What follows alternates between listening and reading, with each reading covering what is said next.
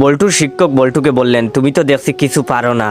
শুনো, কাউকে বলবে না যে তুমি কিছু জানো না, বলবে তুমি সব জানো, মনে থাকবে তো। বল্টু বলল, আচ্ছা স্যার। তারপর বল্টু বাড়িতে ফিরল। ফিরেই মাকে সামনে পেল। মাকে বলল, মা আমি সব জানি।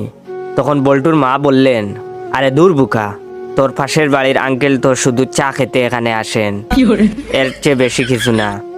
এই নে 100 টাকা, মুখ বন্ধ রাখিস। বল্টু তো অবাক।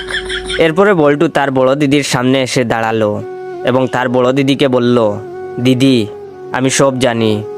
তার দিদি বলল, বাদর ছেলে কোথাকার, তোর রাজুদা শুধু পরীক্ষার সাজেশন নেওয়ার জন্য আসে, এর বেশি কিছু না। এই নে 200 টাকা, কাউকে কিছু বলবি না।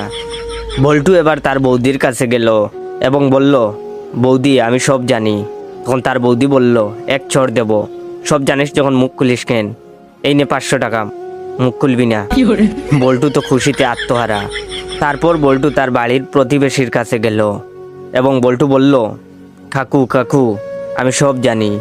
তখন তার প্রতিবেশী বললেন, সব জানিস যখন তাহলে আর কাকু বলে ডাকছিস কেন? আয় খুকা, আমার বুকে আয়।